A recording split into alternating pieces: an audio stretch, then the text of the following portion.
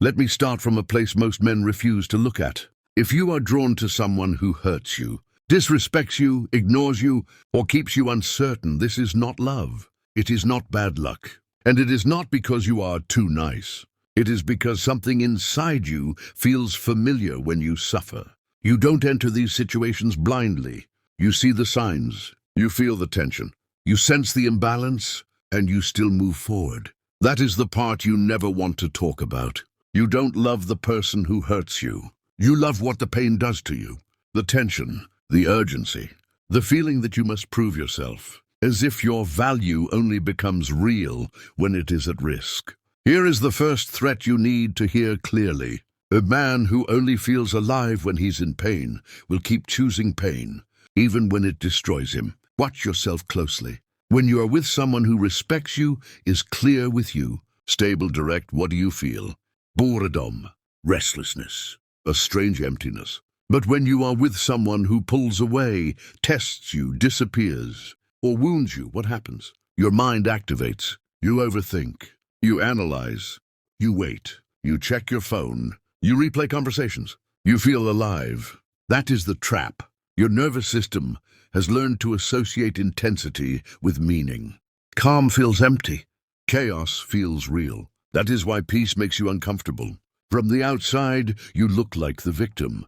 The man who gives more than he receives. The man who stays patient. The man who says, I can handle it. But here is the uncomfortable truth. You are not just a victim. You are a participant. Because the role of the victim gives you something powerful. It removes responsibility. It delays decisions. It allows you to stay without choosing. As long as you are suffering, you can tell yourself you are trying. As long as you are trying, you can tell yourself you are good. And as long as you are good, you don't have to change. That illusion is deadly. If something in you feels exposed right now, don't look away. Follow this channel, because this is not about comfort. It's about seeing patterns that will quietly ruin your life if you never confront them. Let's go deeper. The man who loves the one who hurts him is not searching for love.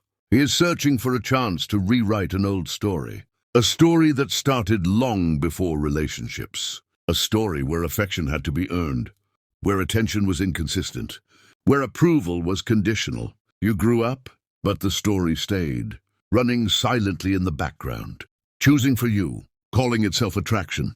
But it isn't attraction, it's repetition. Every time you choose someone who wounds you, you are trying to win a battle you once lost. You are trying to finally be enough, to finally be chosen, to finally hear, you matter. But that moment never comes, because the game itself is designed to keep you chasing.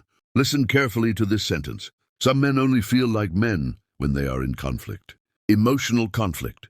Push and pull, hope and fear, closeness and distance. Peace does not give them identity. Stability does not feel powerful. Respect does not excite them, because their idea of masculinity was built around struggle.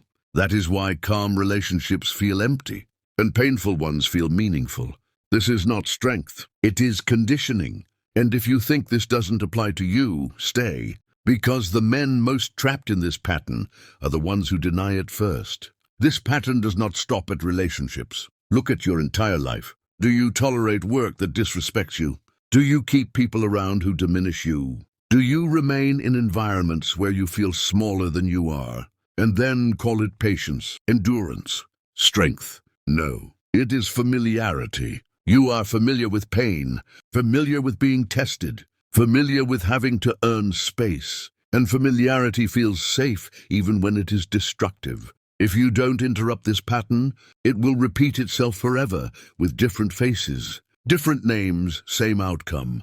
If you don't want to wake up years from now realizing you lived the same life multiple times, subscribe now. Awareness doesn't arrive in a moment. It is built slowly, layer by layer.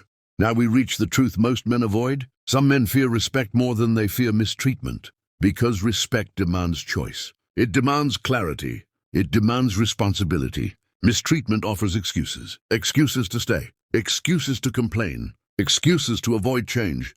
Pain becomes justification, and justification becomes identity. Freedom does not begin when you meet the right person. It begins when you stop asking, "Why do they hurt me?" and start asking the more dangerous question, "Why do I feel drawn to being hurt?" That question shifts power from outside to inside. You will either avoid it or face it and lose an old version of yourself. But without that loss, you will never gain yourself. If you are still here, you are no longer a casual listener. You are starting to see the pattern, and very few men reach this point. Subscribe, because what comes next is not about relationships. It is about dismantling the programming that makes you choose against yourself. And then call it love, fate, or bad luck.